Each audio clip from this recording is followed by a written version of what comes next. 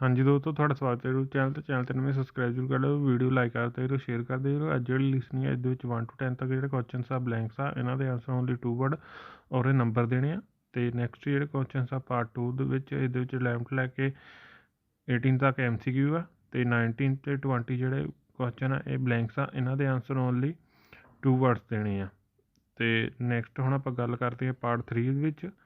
ਇਹਦੇ ਵਿੱਚ 21 ਤੋਂ ਲੈ ਕੇ 23 ਤੱਕ MCQ ਹੈ, ਨੈਕਸਟ 24 ਤੱਕ MCQ ਹੈ, ਨੈਕਸਟ 25 ਤੋਂ ਲੈ ਕੇ 30 ਤੱਕ ਮੈਥ ਦੀ ਇਨਫੋਰਮੇਸ਼ਨ ਟਾਈਪ ਆ। ਤੇ ਨੈਕਸਟ ਜਿਹੜੇ ਕੁਐਸਚਨ ਆ 31 ਤੋਂ ਲੈ ਕੇ 32 ਇਹ MCQ ਆ। ਤੇ ਨੈਕਸਟ ਜਿਹੜੇ ਕੁਐਸਚਨਸ ਆ 33 ਤੋਂ ਲੈ ਕੇ 37 ਤੱਕ ਬਲੈਂਕਸ ਆ, ਇਹਨਾਂ ਦੇ ਆਨਸਰ ਓਨਲੀ 1 ਵਰਡ ਦੇਣੇ ਆ। ਟੇਬਲ ਬਣਿਆ ਹੋਇਆ ਹੈ। ਤੇ ਨੈਕਸਟ 38 ਤੋਂ ਲੈ ਕੇ 40 ਤੱਕ ਬਲੈਂਕਸ ਆ, ਇਹਨਾਂ ਦੇ ਆਨਸਰ ਓਨਲੀ 2 ਵਰਡ ਦੇਣੇ ਆ। ਸਾਰੇ ਕੁਐਸਚਨ ਚੰਗੀ ਤਰ੍ਹਾਂ ਰੀਡ ਕਰ ਲਓ ਤੇ ਆਪਾਂ ਲਿਸਨਿੰਗ ਜਿਹੜੀ ਸਟਾਰਟ ਕਰਦੇ ਆ।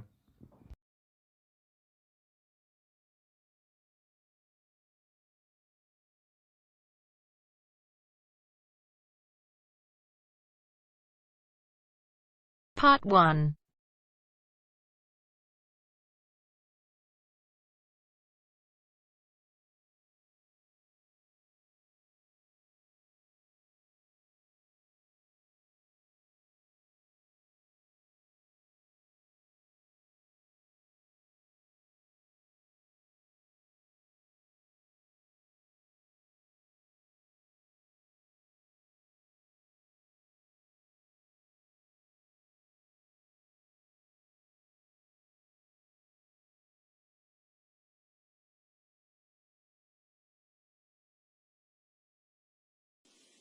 You will hear a student from overseas phoning the student accommodation office of a college in the UK for some information.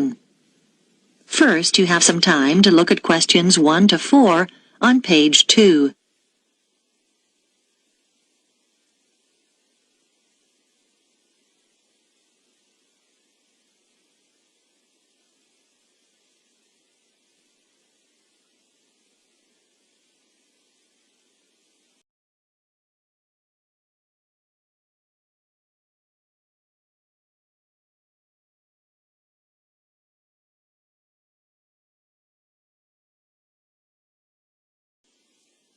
Now we shall begin. You should answer the questions as you listen, because you will not hear the recording a second time. Listen carefully and answer questions 1 to 4. College Accommodation Bureau, Darren speaking. How may I help you? Oh, good morning. I'm starting at the college in September and I need to find some accommodation. Right.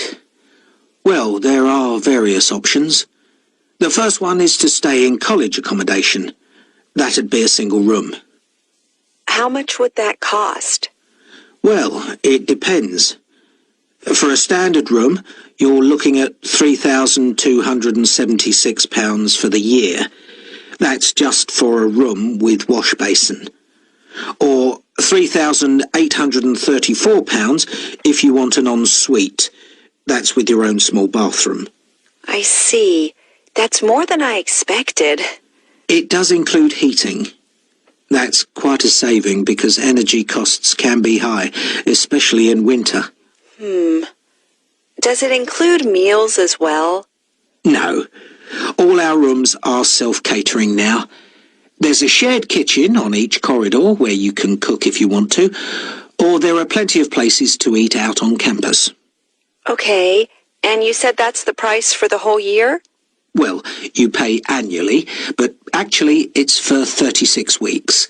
It doesn't include holidays. You have to vacate the room then. Oh, I'd need somewhere to stay in the holidays. I can't afford to go home. The flights are too expensive. Well, there is another option.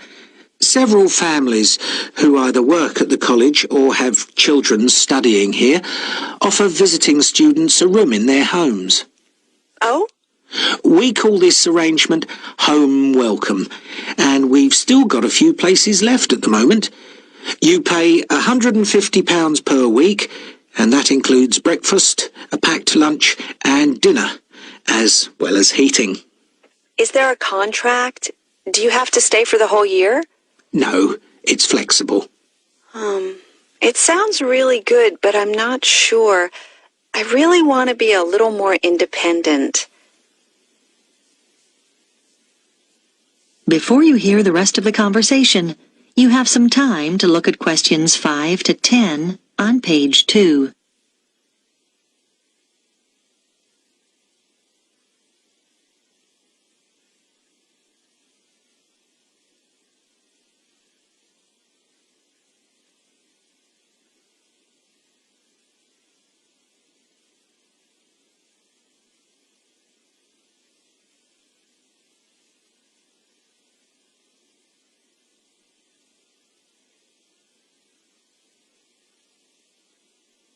Now listen and answer questions 5 to 10. What about finding somewhere to live off campus? Yes, you can rent a property in town privately. You might want to rent a room in a shared house. You'd have a room of your own and share the kitchen and bathroom with other students. What about if I don't want to share? You can get what we call a studio. They're often quite small, but they'll have everything you need. Right. How much would those two options cost? Well, prices vary depending on which part of town the property's in. Generally speaking, the cheapest is around £275 a month for each student. Oh, that's not too bad. Yes, but it can also be as high as £490, and then you'll have to pay all your other bills. What sort of amount would I be looking at for those? Well, last year, students were paying on average about £43 per month each for gas and electricity. This year, it'll probably be somewhere in the region of £48. That's a lot. Yes, they've gone up quite a bit, and on top of that, you have to pay for water, and that'll probably be around £9. That didn't occur to me. And I guess I'd have to pay for transportation, too. That's right. Most of these properties are quite a long way from the college. Oh, it just gets worse and worse. What's the minimum contract on this type of accommodation? 6 months. And you have to pay a deposit. But of course, you can stay there over the holidays. That's true. And you'd have to provide references. They want 2 from someone in this country.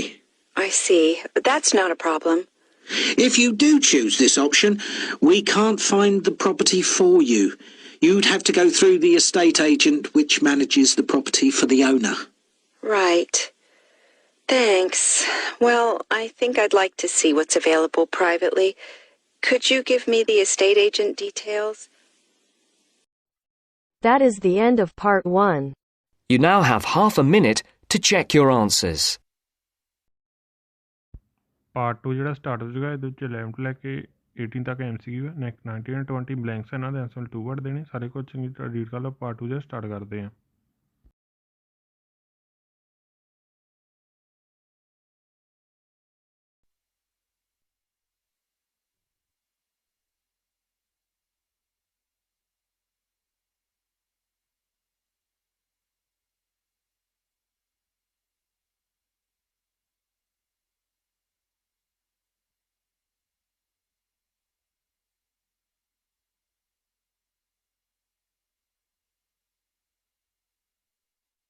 Now turns to part 2.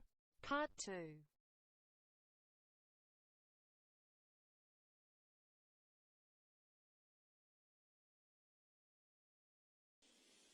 You will hear an audio guide introducing visitors to a museum. First, you have some time to look at questions 11 to 15 on page 3.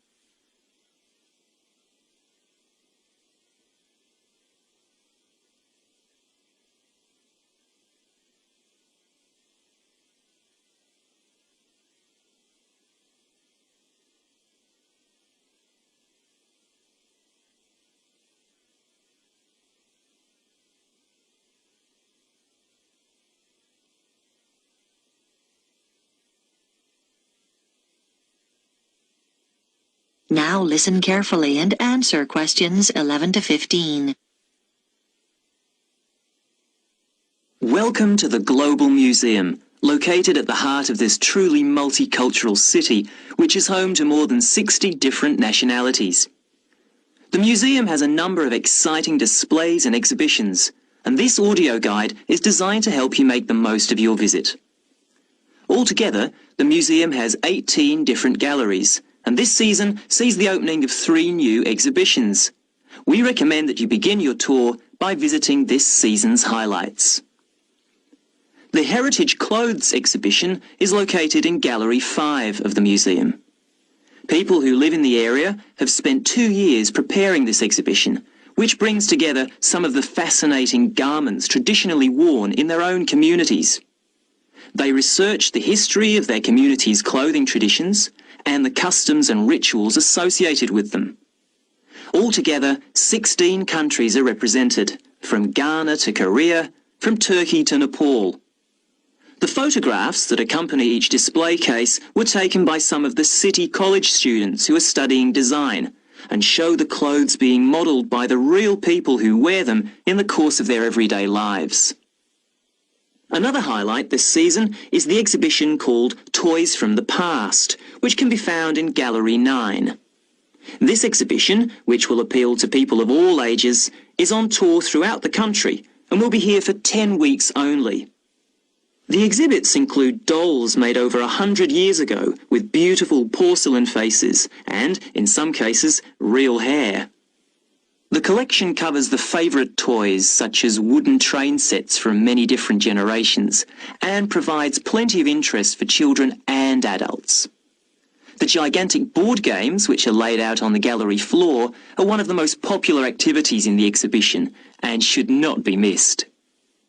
This exhibition concludes with a special display of miniature toys. These small objects are on loan from countries all over the world and in some cases measure no more than a few centimetres.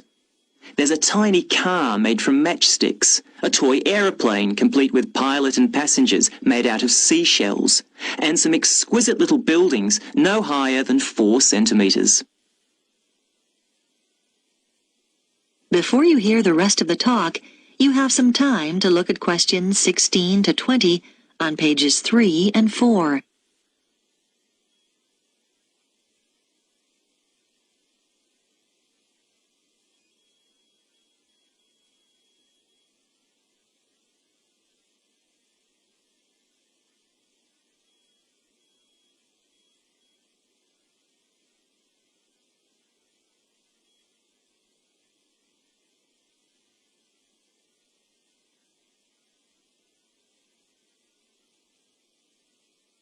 Now listen and answer questions 16 to 20.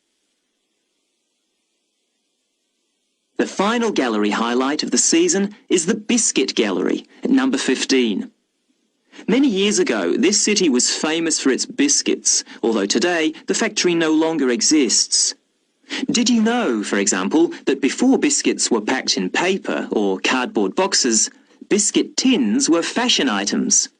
The factory made tins, round, square, triangular, hexagonal, for a whole range of different occasions, to celebrate national events, festivals, famous faces and so on. One fascinating display deals with people's favourite biscuits. There are sweet biscuits and savoury ones, biscuits filled with jam and biscuits filled with currants, biscuits with pink, yellow and white sugar icing, or coloured sugar flowers. When the factory finally closed, it announced that people's favourite biscuit was not, as you might expect, a chocolate biscuit or one filled with jam and cream, but a plain, savoury one which was eaten with cheese. When you get to the end of the exhibition, there's an entertaining hands-on activity to fill your own biscuit tin. All the biscuits ever produced by the company are piled up on a table along with various tins. The biscuits are made out of thin pieces of wood, but the weight, colours and shapes replicate the original biscuits. Your job is to fill a tin with biscuits so that when the lid is taken off, they sit there as neatly as they did when the job was done by machine. It's not as easy as it looks. If you would like to buy a memento of your visit, there is a museum gift shop selling postcards, souvenirs and handmade pottery, next to the information desk on the ground floor. And finally, if you don't want to carry your coats and bags around with you during your visit, please make use of the free lockers provided by the museum. Enjoy your visit. That is the end of part 2. You now have half a minute to check your answers. Part 3 जो start हो चुका है, इधर 21 to 24 तक MCQ है, 25 ਤੋਂ ਲੈ ਕੇ 30 तक मैथ दी इंफॉर्मेशन टाइप है। सारे क्वेश्चन की रीड कर लो, पार्ट 3 जो स्टार्ट करते हैं।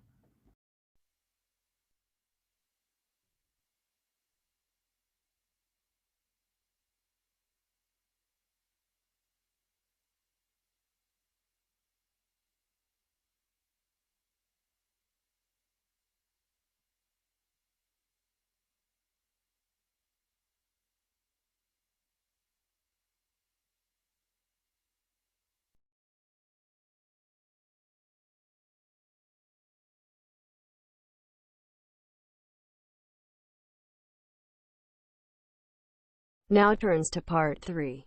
Part 3.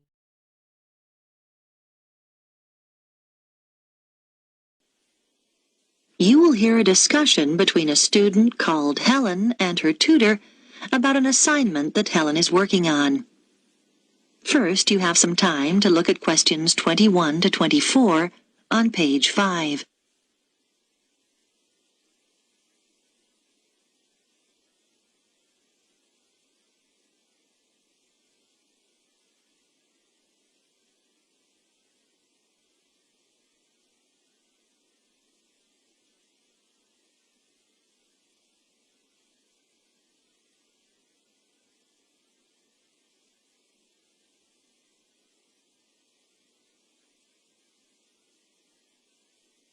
Now listen carefully and answer questions 21 to 24.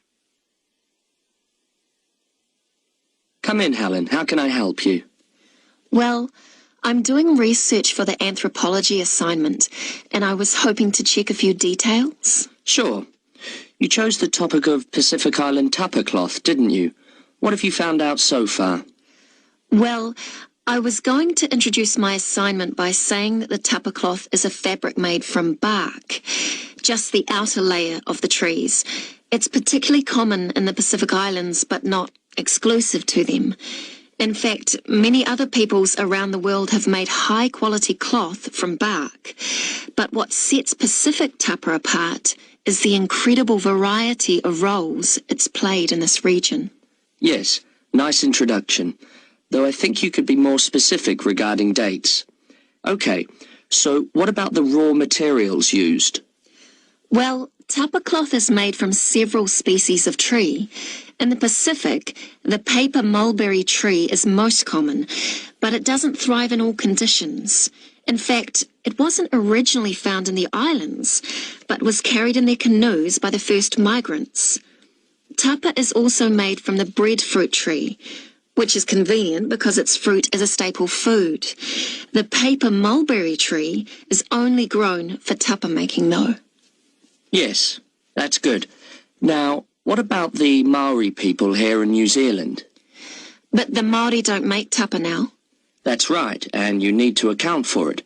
We know that when Maori migrated here from the other Pacific Islands, they were prepared to make tapa because they brought the paper mulberry tree with them.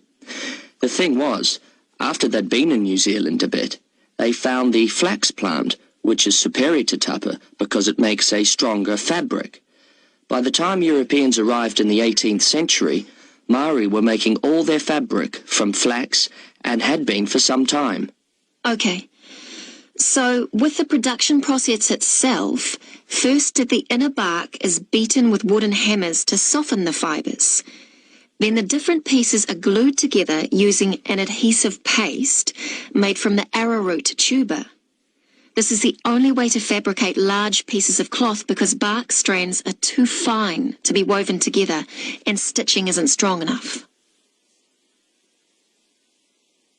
Before you hear the rest of the discussion, you have some time to look at questions 25 to 30 on page 6.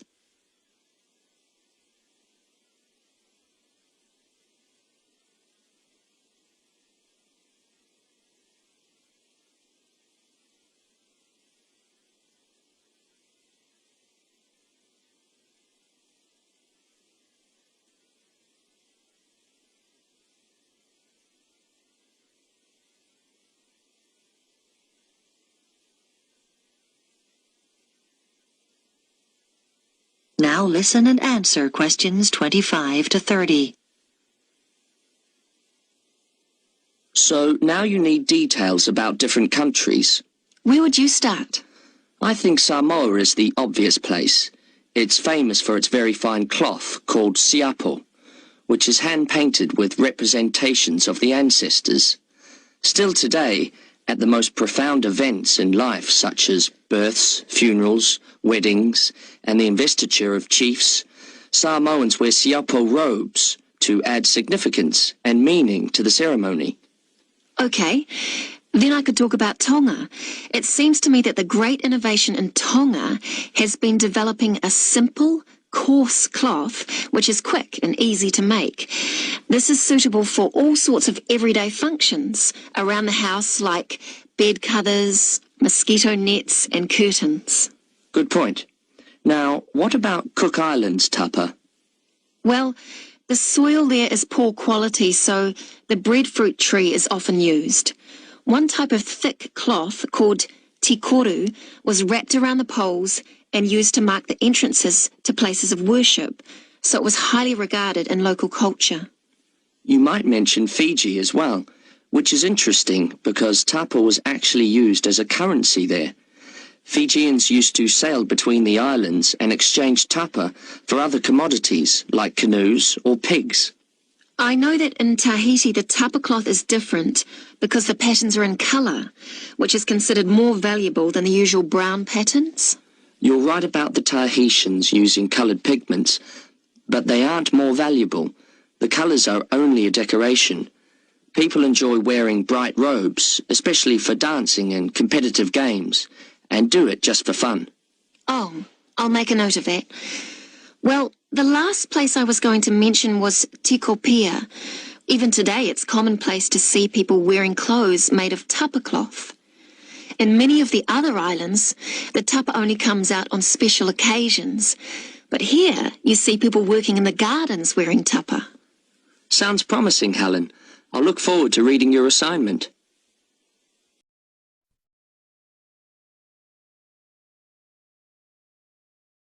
That is the end of part 3. You now have half a minute to check your answers. Part 4 ਜਿਹੜਾ start ਹੋ ਚੁੱਕਿਆ 31 and 32 MCQ ਹੈ ਤੇ ਸਾਰੇ ਘਰ ਚੰਗੀ ਤਰ੍ਹਾਂ read ਕਰ ਲਓ ਪਾਰਟ 4 ਜਿਹੜਾ ਸਟਾਰਟ ਕਰਦੇ ਹਾਂ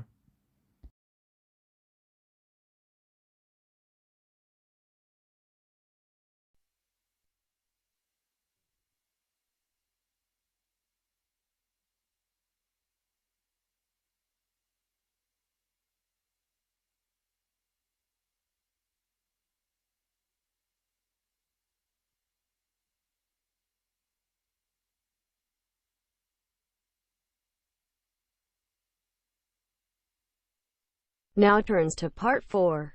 Part 4.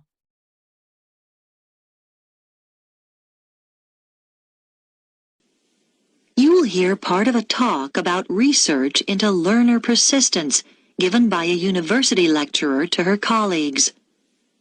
First, you have some time to look at questions 31 to 40 on pages 7 and 8.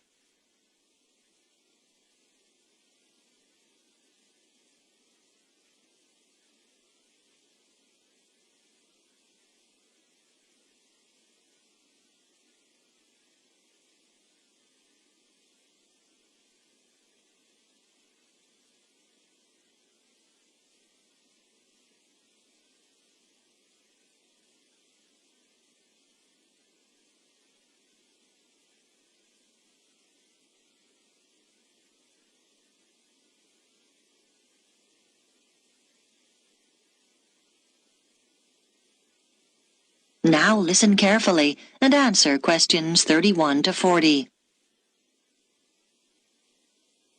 My talk is about a research study I did over a period of 5 years on learner persistence, why some people stick at academic study better than others.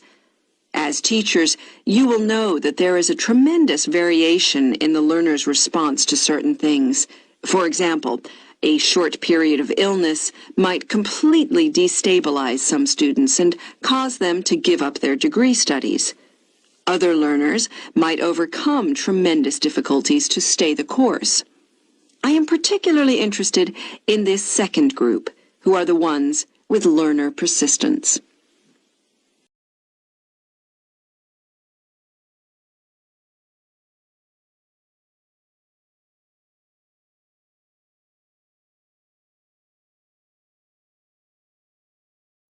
What I decided to do was design a research study using a sample of my university's third-year undergraduate students, 295 in all, who obviously had already stayed the course pretty well.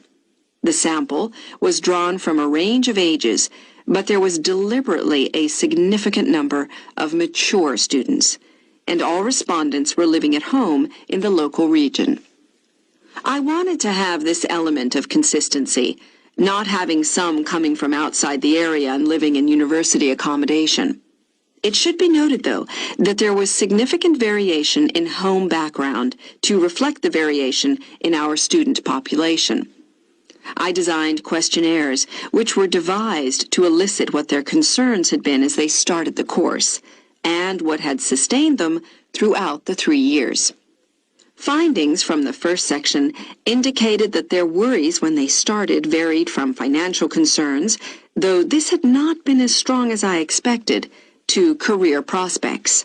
But mature students with children tended to emphasize uncertainties about their relationship with them.